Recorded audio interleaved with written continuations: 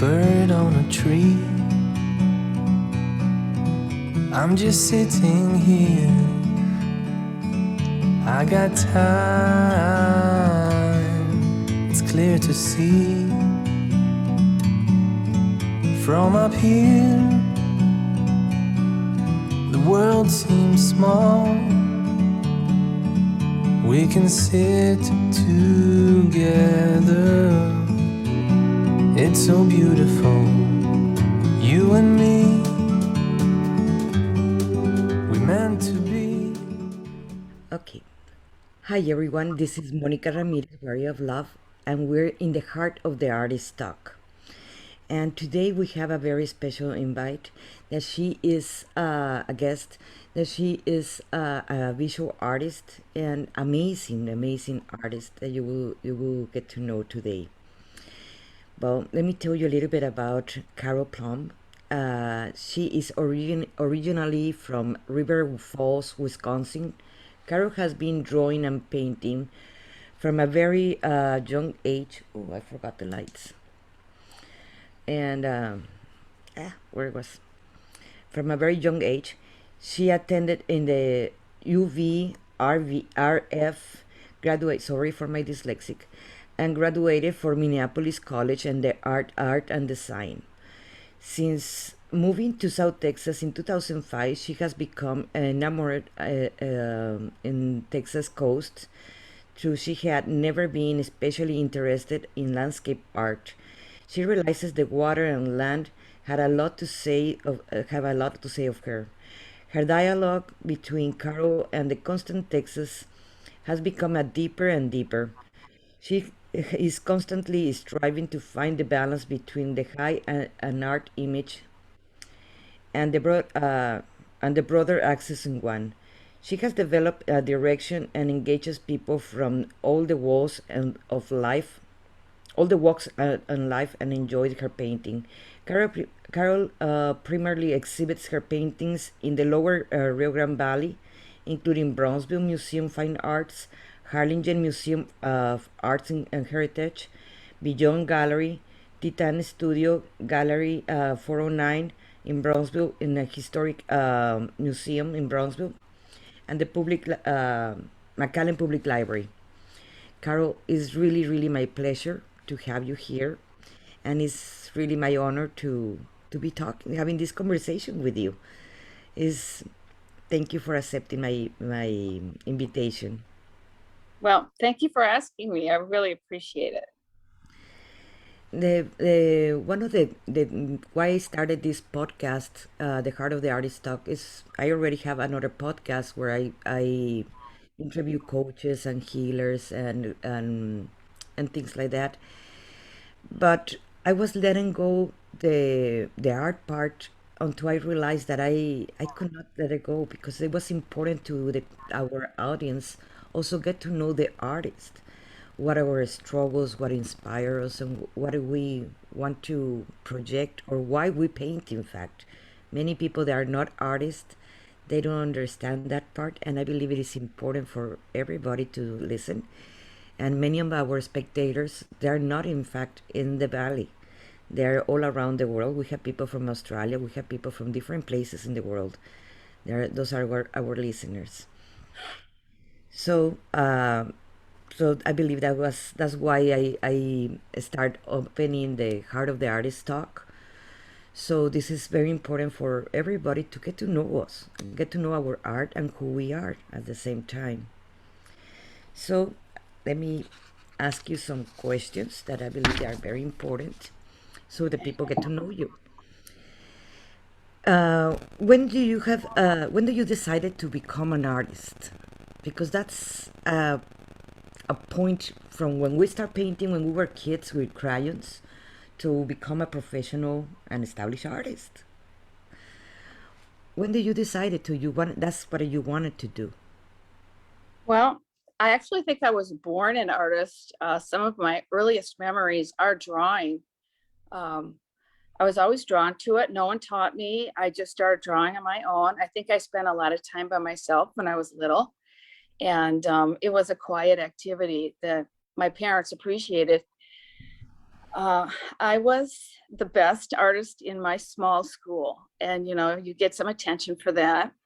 And then as I graduated, I went to art school, and in art school, it's filled with everyone who was the best artist in their school. So there, I really learned about competition, and for the first time, I felt that wow, maybe I won't be an artist. This is tough. All these people have all these great ideas, and all I really have is a feeling. So anyway, I did graduate from art school. I worked in the field of art. I worked at 3M for a while. I worked in the dark rooms. I did some slides. I did slides for presentation. I was a picture framer. I always kind of worked on the peripheral of the industry of art, never really quite letting it go, occasionally painting. I feel like I kind of lost my way a little bit after art school. Yes, it is. It is very different when you go to school than when you have to actually survive as an artist. It is a very different thing. But when you are an artist and you have to express yourself, because like you mentioned, it is a feeling, it's emotion, and we have to create, even if we sell it or we don't. That's Yes. I had other creative outlets. I made jewelry for a while. I was a very good sewer. I liked homemaking, and I love fashion. I love vintage clothes. So, that was okay for a while. But there was a time then I started feeling it stronger, that I really wanted to pursue my art. and I'm glad because the world needs you. You are an amazing artist. You're Yeah. really, really good. Well, one time I heard this thing and it made me think, it's like, even if you're an artist, even if you're not making art, you're looking at the world through the eyes of an artist. So like you're always working that artist muscle. It never really goes away. Yes, I agree. I agree. We see forms, shadows, lights, colors, etc. That's how we observe the world. That's right. And is I believe also at the same time is easier. Tell me if this statement is right.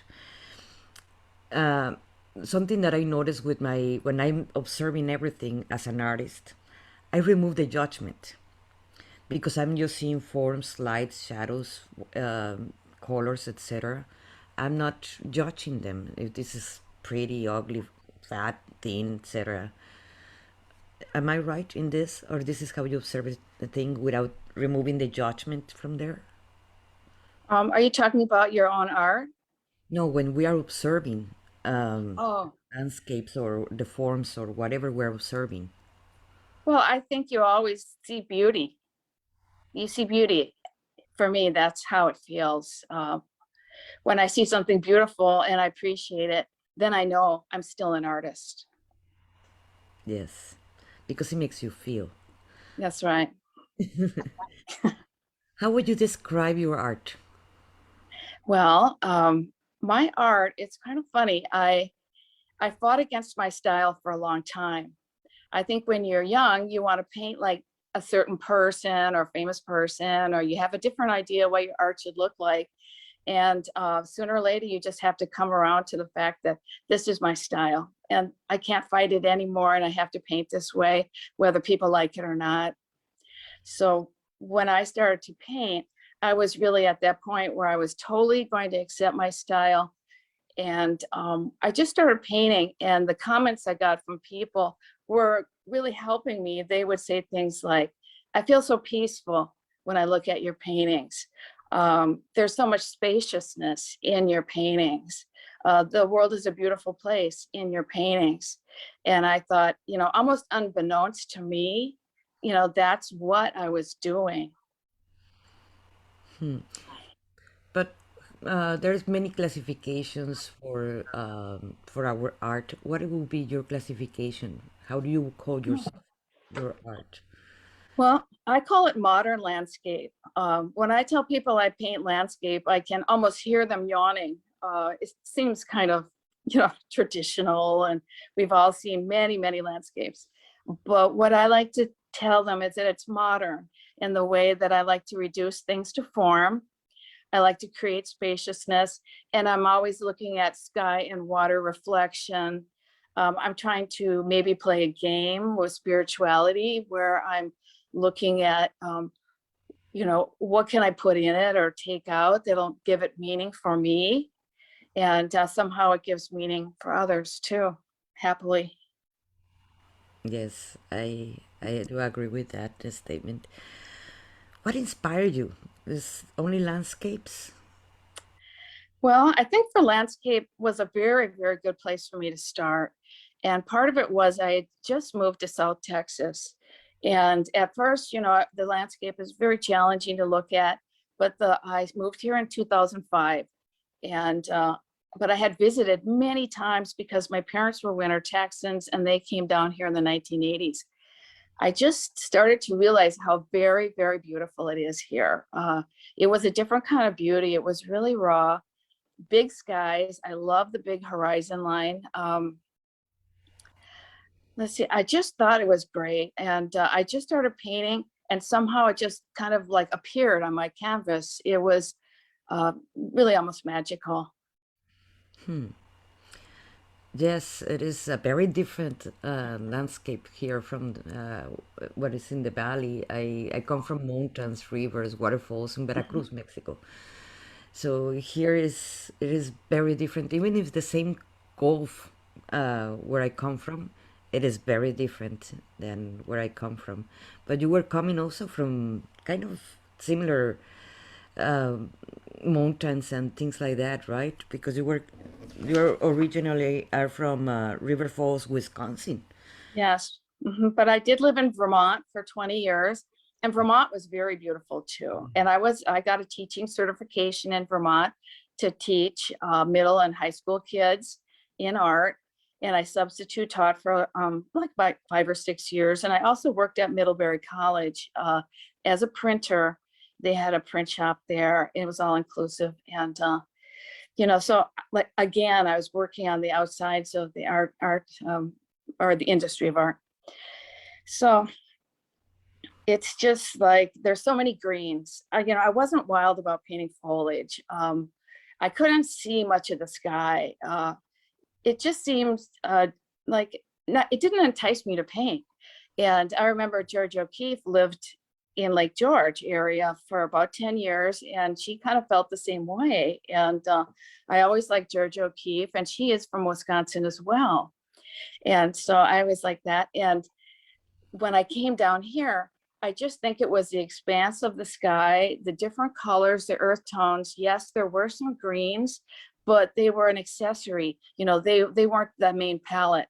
So when I look at the palette down here, there were a lot of very soft grays, tans, beautiful water, the sky, and also the beautiful colors in the sky. And I love the clouds down here, especially in the summer. Oh my gosh, they're just fabulous. So it's very exciting, I think, down here to visually be here.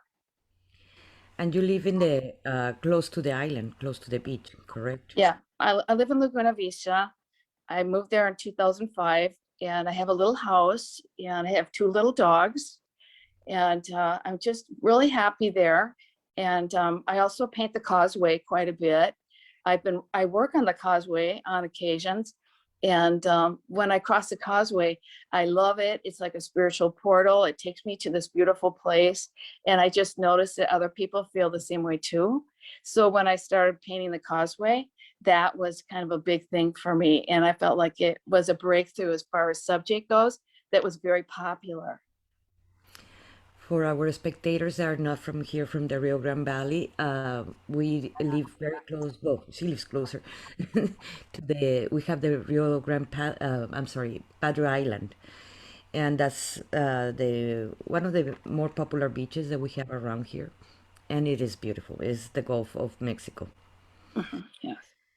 And what techniques do you like to use? Oils, acrylics. What are your techniques that you usually you use? Well, I've of course experimented with all of them, and I did some pastel work for a while, but it was my dream always to paint an oil paint on, a serious canvas, painting large.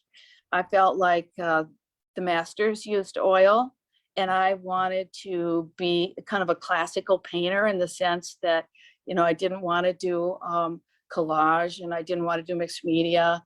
I wanted just to paint with oil paint, and that's all I wanted, and I wanted to master that. Yes, I have experimented with all of them as I have done a little bit of encaustic. Uh-huh. And I still like it, but unfortunately where we live, it is very hard to actually not damage your painting after that because it is very hot here. Yes. But With the it is, wax.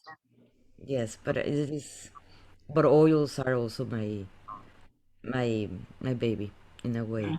Hmm. I un- Absolutely.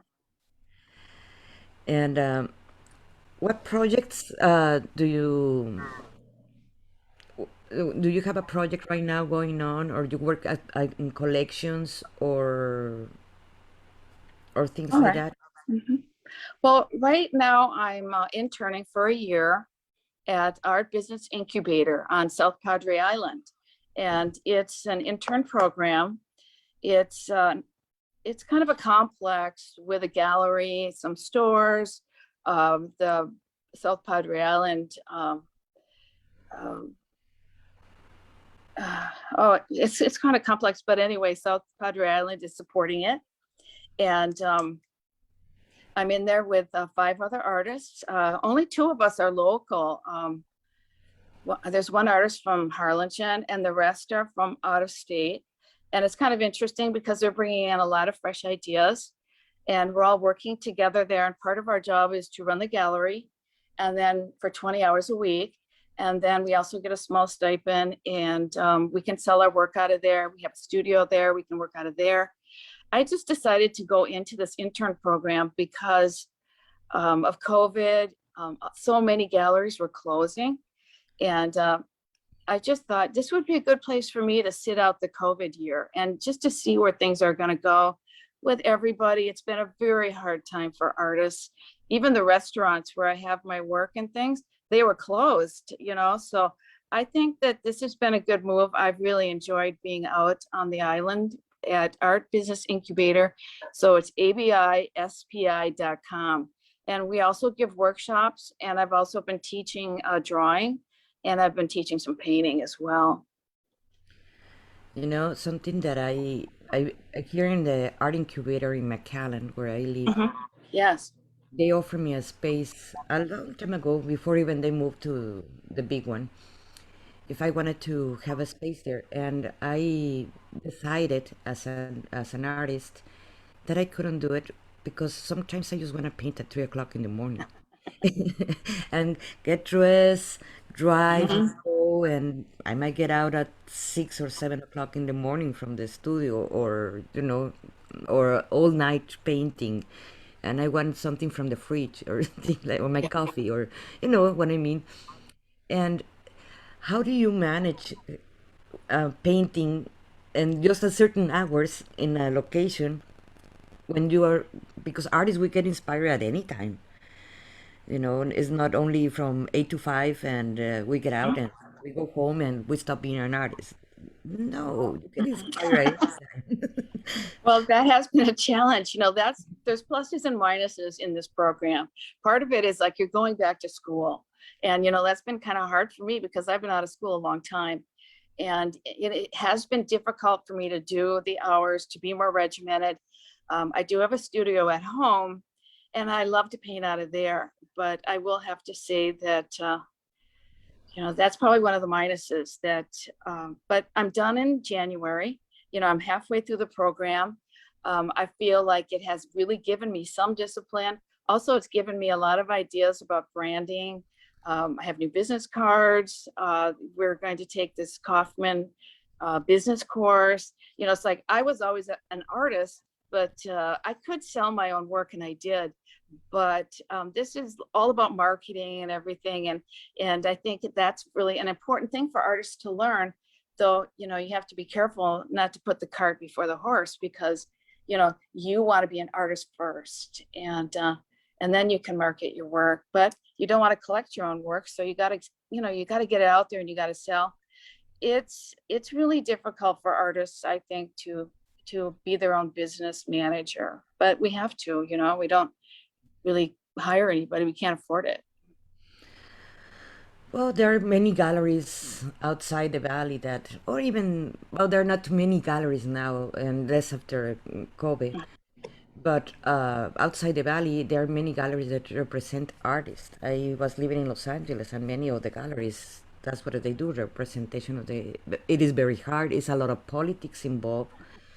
It is not so much about the quality of work that you have. It is about the politics behind that. And why you think it's like that, and not the quality of work? I don't know. That's why I kind of like these smaller shows, like Alexander Caminos has that art center in Harlingen. I love it when people are showing new artists, unformed artists, artists who are just doing their work out of love, and they're not real polished in the business world. I think it's a slippery slope. You really have to be able to do both, but you have to maintain your own integrity and your own vision and your own joy. Because, when people aren't buying your work, that doesn't mean that your work's not good. It just could mean so many things, especially during COVID right now. People might not have the money. I don't know. You have to be careful. I try to be careful. That's all I can say about it.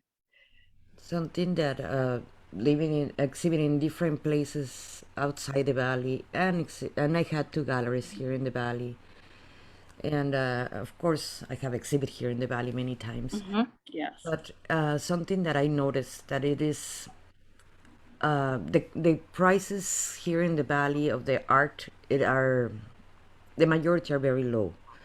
Yes. You Yes. go, you go to San Antonio North or Europe or even in Mexico in some places, it is way more higher than what it is here. And do you think that has to do with the how the artists see themselves, or why is that? Because I do personally hate to exhibit one of my pieces. I don't know. Let's put it a price, $1,000 next to a painting of $200. Well, I think that comes with experience. The first time I ever showed, I had a painting. It was a 30 by 40 and it was oil. And I had priced it at 300. I just didn't know any better.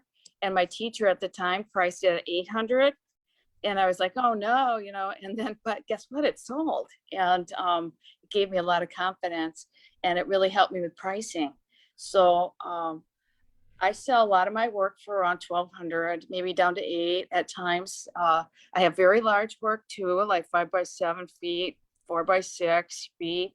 Those paintings, a lot of people would say, wow, well, up in Houston, you get $10,000 for those. But, I'm not up in Houston. I'm down here in the valley, and I paint local scenes, and the valley people like them. And I just feel like it's different down here because people make less too. I mean, we make a lot of people still make minimum wage down here, $7.25 an hour. So, it's like, if I want my work to get out, if I want people to enjoy it, if I think these people, it's a good home for my work, I'm more apt to just let it go, because I'm pretty prolific and I want to keep painting, and I don't want to have a million paintings just sitting around with a big high price tag on them. That's one way to see it.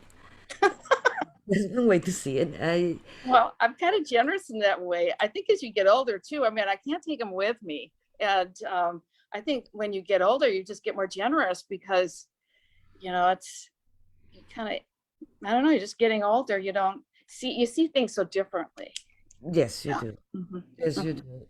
But I don't know. I used to sell my paintings super super cheap, and it was hours, many many many hours in one piece, and it was like, give me $100, and I felt like I sold it in $100. I was like, oh my God.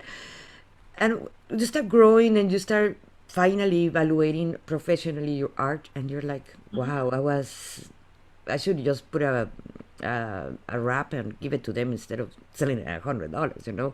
What I was doing. Obviously, I was not appreciating or believing enough in myself. And now I prefer to stay with the painting that actually sell it in $100. That's something that is not going to happen. and but also the collectors, that there are not many in the valley, I agree, because the collectors, that's what they do, they usually they buy art from artists that they're just starting, Hmm. because they know there's gonna worth, they might pay the Right. $100 right now, and later on they're Hmm. gonna sell that painting in 100,000, you Right. know. Right. Yeah. Yeah. You can get a painting for $400 when you know that this guy's really good or gal, and it's going to be maybe a 1,200 or 1,400 next year. Right. Do you consider that in the schools they're teaching that part to the students? Because after having many galleries and Uh-huh. after dealing with many art students, or just recently graduated students, or later on, even just local students, because I have organized many art exhibits outside the valley Uh-huh. too, in Los Angeles and so forth, and I realized that they come out without, they might have their portfolio how it used to be. Yes. Now is Instagram. They don't even want to see your website. Like things have changed, and but they come out without that street marked and knowing and that those kind of things how to manage. What do you think about that? Why they do that? Because the teachers are artists and they know better. Yes. Well, when let's see, the question is, why don't we know more about the realities of selling our work when we come out of the school system, right? Well, I think that it's hard. I think that when I was studying to be a teacher, they never really taught me how to discipline a class, and then it turned out that that's really key, right? So in art school, they don't really, you might, I think you find a mentor and then they tell you, but that's what happened for me. And lots of times I try to be other people's mentors. Like I have a lot of students, painting students, drawing students. I'll see their work. Many times I'll help people with their pricing. Down here, I do agree, many people do price their work way too low, and they need to price their work up a little higher, but they're so unsure. Um, and then you have to kind of go back to what is their intent. I mean, um, do they love it? I mean, is this going to destroy their confidence? Will they stop painting if they don't sell? I mean, like, what's the deal here? So I think that, it kind of helps to be a little naive. I think you don't want to just stop painting. We have a question from one of our viewers. Sure. Uh, uh, uh, I always have problems with you, my love. I'm so sorry. Ahmed, I'm sorry. She's asking, how about the politics in the schools? Well, I try to stay away from politics, even in my own personal life. I'm a liberal woman. I grew up in the age of women's liberation. I have my beliefs. I've already got them. I don't really argue with other people. The schools are political, yes, they are, but I'm really all about art. And if somebody's really hurting over a political situation, well, that's different. But I think artists just should create. I've never made political art. Some people do. I would just say I don't really think about it. I I don't don't think about it. I don't think she's talking about the politics of the country or something like Right. I that. know. She's She's talking talking. about the microcosm of the campus or like the small, right. But there's nothing you can do about that either. I mean, it's just the way it is. I mean, that's life, isn't it? Yes, I do agree with that. And after the COVID, I seen many pain through the artists. I unfortunately I have friends that they. When I'm talking about artists, I'm not talking about only painters or sculptors or Right. I musicians understand. or writers.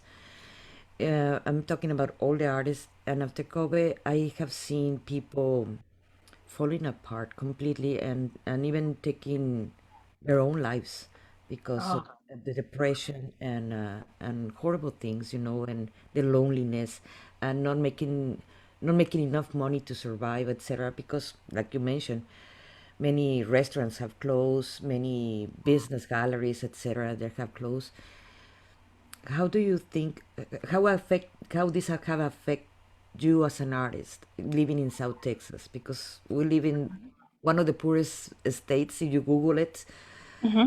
um, we live in one of the poorest places in all United States. In fact, if you Google it, you're gonna find South Texas. All right. Now tell me that question. Can you just make it smaller? Yes. How it have affect you Oh, how personally? did the COVID thing affect me? Well, I have to tell you that when we went into lockdown that one year, I think it was 2020 in April, I was ecstatic. I painted like 7 paintings. I finally got some time. No more meetings, no more school, no more work. You know, it's like I stayed home that whole month in, remember how everybody was isolating? And I loved it because I needed time. I just needed to relax. I painted so much and I painted very well. And I just loved it. And then and I tried some new things too. You know, I just tried to stay busy. I think through this COVID thing, you just have to stay centered. You really just have to be positive. You have to not let a lot of outside things influence you. You know, it is an opportunity, you know, with everything bad comes some good. And I do think that one of the good things about COVID in our culture is that it's really forced us to slow down and really reevaluate what's important. You know, I may not be selling work, but for the first time, I actually had some time to work. And I really, really love that. Also, I think you have to have your people that support you, and also you like I really like Eckhart Tolle. You know, he is, you know, he's really a great guy to listen to. I listen to a lot of his tapes. If I get uptight, I can fall asleep to his, you know, little German voice. I love what he's saying about being present. You know, when you are in the moment, when you are present, you know, I don't try to worry about what tomorrow's going to bring because it doesn't pay. There's no, you know, there's no point in it. So I just really, really work on my spiritual program, and I really try to stay positive and and just know that it's, you know, it's going to work out. It may not work out the way I want it to, but it's going to work out. I just don't have that much control. I totally agree with you. I was spiritual since before. I was teaching meditation for 30 Uh-huh. years, something like that.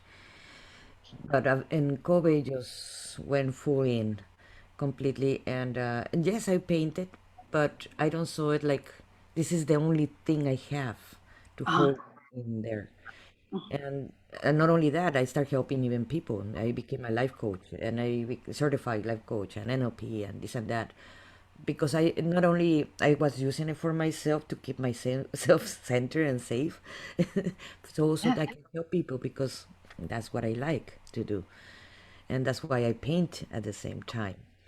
So this is I did change the people that just were focused only. This is who I am, and this is what I have to do. Like I have friends that are in theater. The theaters closed down, and there was no place anymore, you know. Uh-huh. And I was telling them, you need to find another way and open up, like go and do a play in online, but they didn't want to do it, so they went deeper in depression, or musicians too, Yeah. or Well, that's kind of how I found out about you. Is I was online and I saw you, and you know, I always got such a good feeling even from just your photograph. I would just be like, wow, this person is amazing. And I just started listening. And when you asked me to be on the show, I mean, I was just so honored. And I just think you're a seeker. I'm a seeker. I'm always thinking about, you know, ways I can improve my life. I got sober in 2009. I stopped using any kind of alcohol or drugs, and that's been a real awakening too. Because now I go through my life, I go through my art, I go through everything straight. You know, I'm there. I'm really present, and it's really helped me grow so much. I have really matured. You know, you can really you can get up in years and you can still be, you know, a child, or you can still be asleep as you like to say, and it's been a great awakening. I think I couldn't have had this awakening even without the COVID. I mean, it's all playing in together. How it's all going to work out, who knows, you know? Yes, because something of the COVID that teaches is you can go outside, so you have to go inside. And There's yeah, and you better like yourself, you know, you better make peace with yourself, surrender, you know, it's just like help others. I like that when you said that. and whatever you don't like about yourself, well, you have the opportunity to change it, and every day is a new opportunity to change it. That's what I would tell the artists that are suffering right now. If you don't like something about yourself, you have the opportunity to change it. Every day is a new opportunity. So don't give up.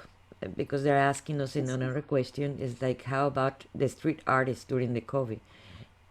This is what I would Oh, say. the street artist, is that what you said? That was the question. That is, and how about the street artists during COVID? Uh, Well, out here on the island, it's like there's a lot of people out on the island. It's somewhat dangerous, I think, because it's like Disneyland. No one really wants to recognize that COVID exists out there. There's quite a few people. I always wear my mask out there. The street artist, well, there's always murals. You know, I've always heard my teacher told me once, he goes, when people have money and times are economically good, that's when you sell your work.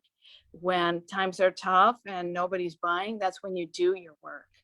So, you know, you can adjust your pattern to what's going on.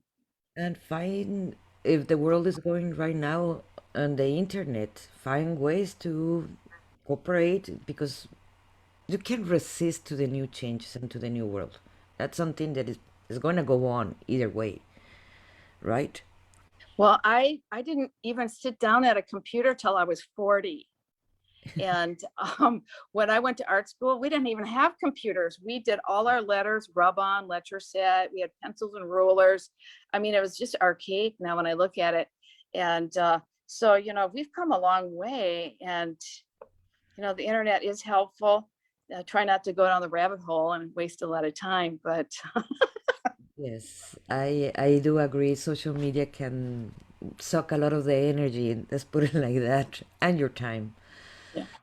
It can be very much like that. But I do agree. I did not I was not raised with computers or things like that. I no cell phones. In fact, when I was younger, until 23 years ago, that's when I got my first cell phone, and without camera, you know.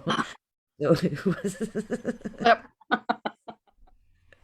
so it was a very different time that right now the young people are getting, that they don't even realize how we grew up. Yeah, yes.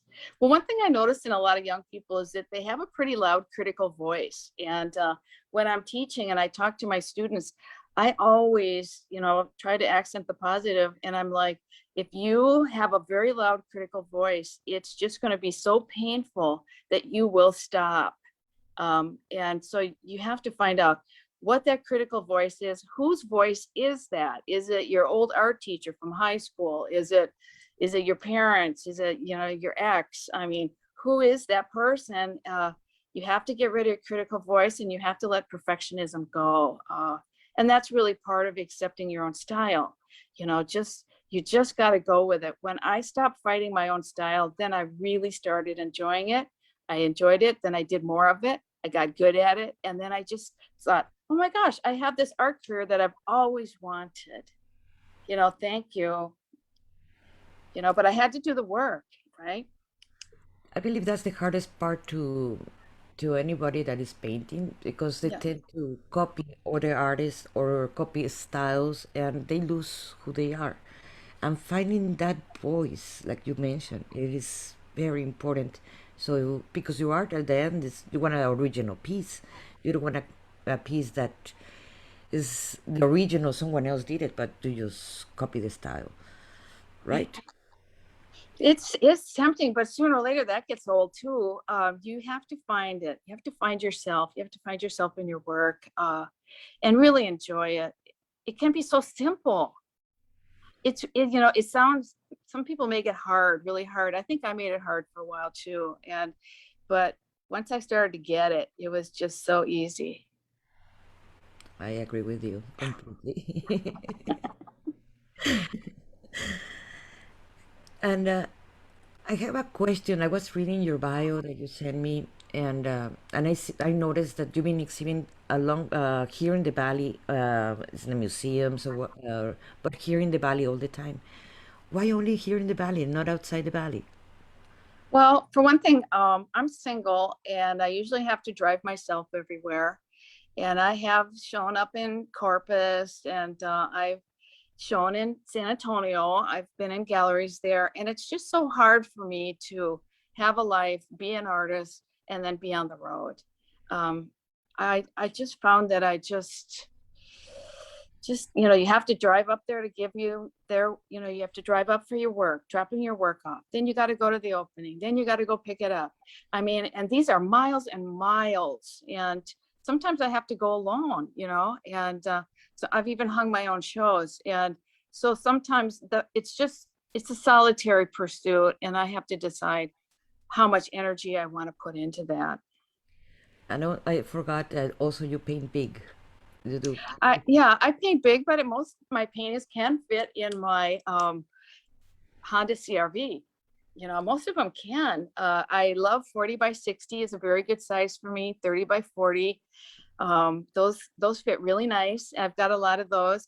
My really big paintings, yeah, I have to make some changes for, but to tell you the truth, I'm really not painting that big anymore. Just lately, I've just decided to paint the size that's easy for me to handle and carry and move around.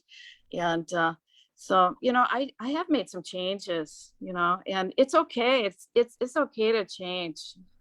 Yes, I personally, I always make fun of myself that my paintings travel more than me. I have paintings in Europe. I have paintings all over Oh, Europe. really? And Wow. I just ship them. I don't go. I just ask for photos of the exhibit.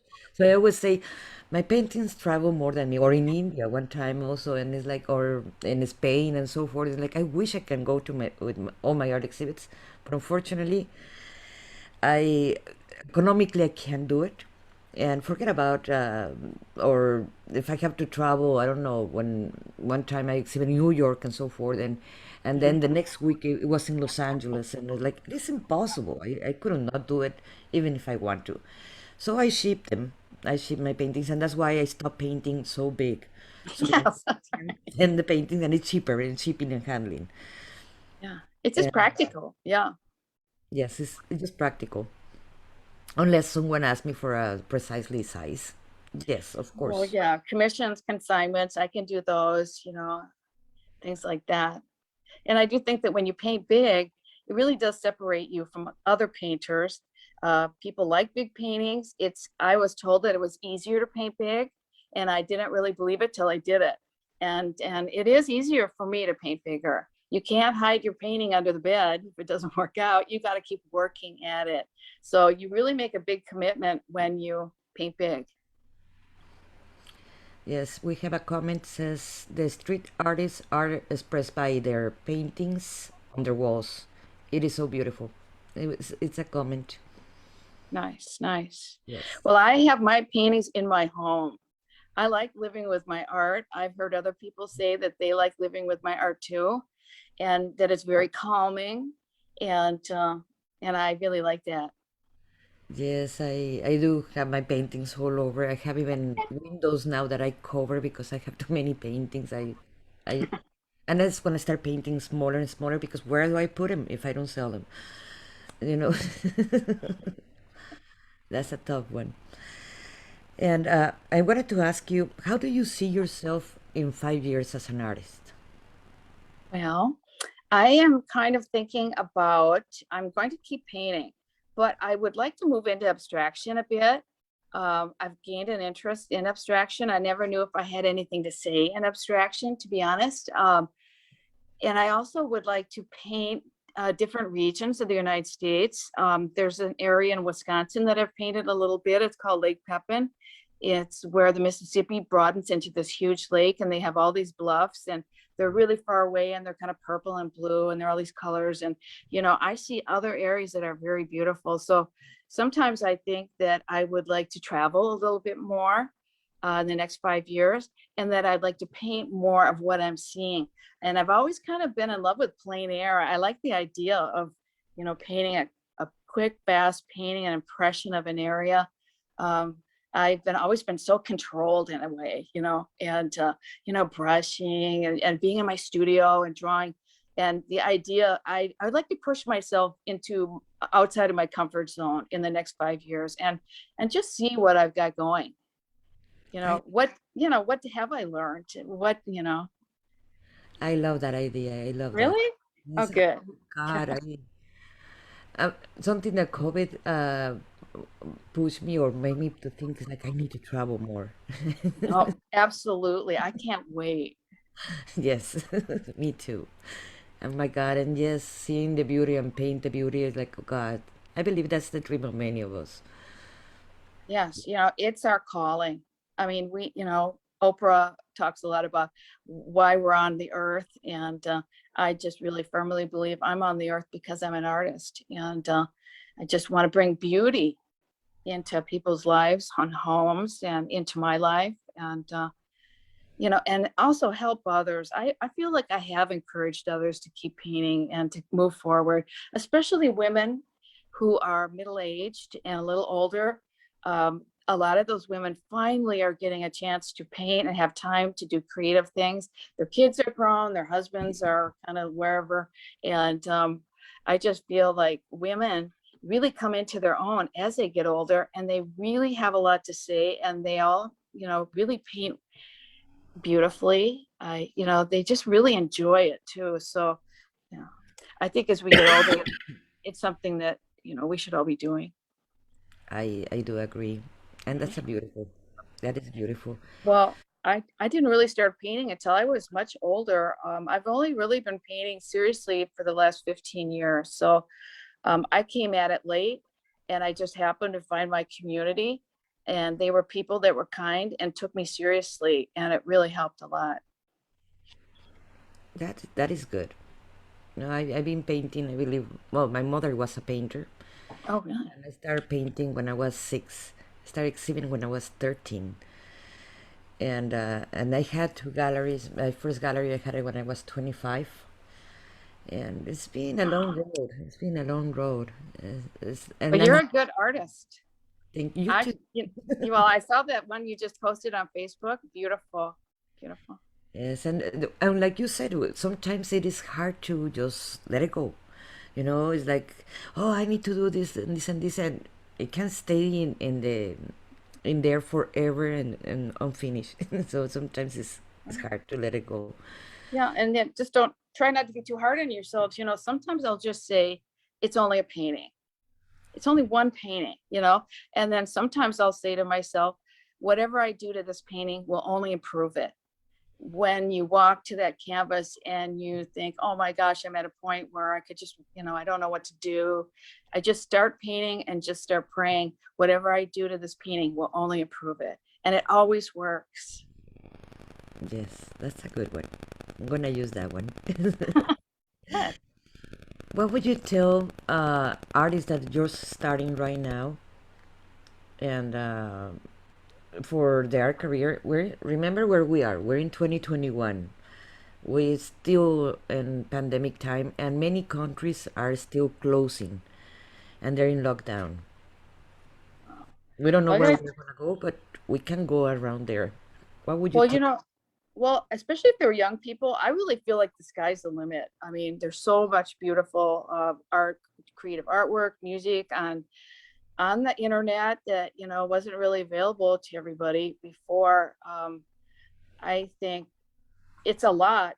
Sometimes artists need limits. Sometimes, if it's limitless, it's just almost a little confusing. But and as far as being an artist, like in my area, in my classes, I always tell people that they need to start drawing. You need to have that eye-hand coordination. Even if you're working on the computer, you have to be able to take that information in and then put it out. And it takes practice. You just have to practice a lot. I have this intro to drawing, and I get people in that are very new and never drawn. And then I get other people that have drawn a lot and they're professional artists. So, but they all meet on the same ground. It's all common ground when you start practicing your own skills. And, it's like drawing's really important. I would suggest people just start drawing. And what would you tell the buyers, the people that are buying our art? Wow. Well, that's harder. Because when I'm selling, when I do sales, I try to find out a little bit about that person and why they want the art. Like, why do you want it? Do you want it for your home? You want it for your living room? Are you going to live with it? Are you going to put it, you want inexpensive art that's going to go in a rental? I mean, sometimes I try to get more facts, but I just always am grateful to people who buy art. I tell them how much we need them. Um, it's really important to have an audience and to have a place that attracts people to come in and look at art. A lot of people come into the art business incubator and they don't buy, but they see so many different types of art. We have a woodworker, a printer, we have a painter other than me who paints impressionistic shores and skies. We have some collage artists. He uses literally thousands of pieces of paper. I mean, they get to see all these different kinds of art and they really appreciate it. And I guess if they walk away and they buy something, great. But if they don't, I'm just like, come back, keep interested in art and what's going on. And something that I will add to that, this is a reminder for all the art buyers and collectors, for all the artists. When you're buying an art piece, you're buying an investment. Oops, are you still Oops. there? Oh, there Yeah, you are. I'm still here. Yeah. Okay. When you're buying a piece of art, you're buying an investment. So maybe right now it's gonna worth you whatever the artist is selling it, but later on it's gonna worth way more. So just think on that when you're buying a piece of art. Uh-huh. It's not only supporting the artists that we're storytellers of our time, Oh, wow. also we are you're also making an investment. You buy stocks and bonds. Well, art is also like a stock and bond. I will add that to the art collectors.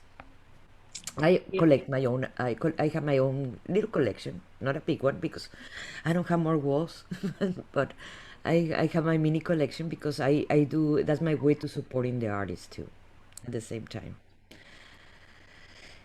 Do you have something to add? No, I don't think so. I just really want to encourage everyone to keep drawing and painting and don't worry about the future. It's just going to take care of itself and just be kind and help others. And I like to give people opportunities. I like to tell them about who has a show, who has a cancellation.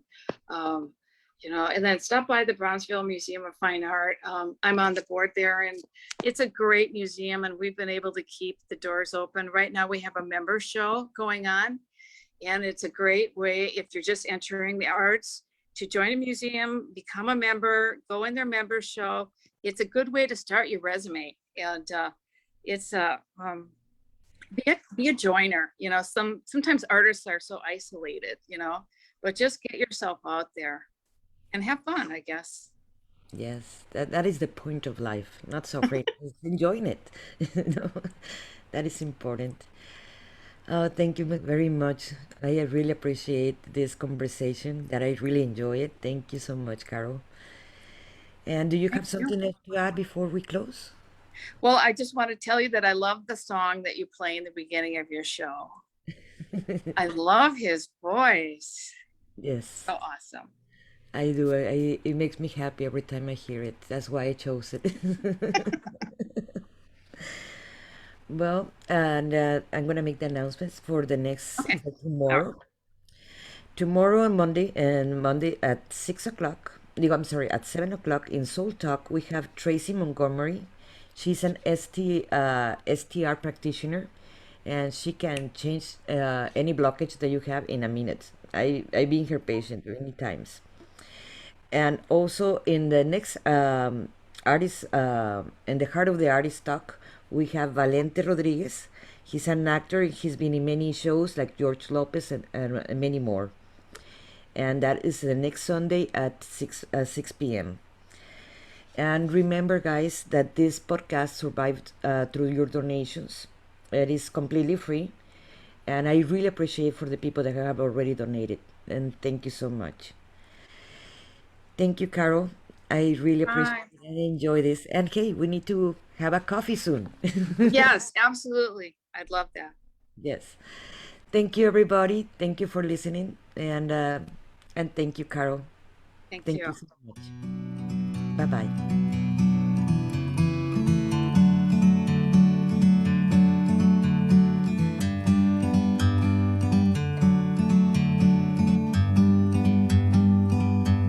like a bird on a tree.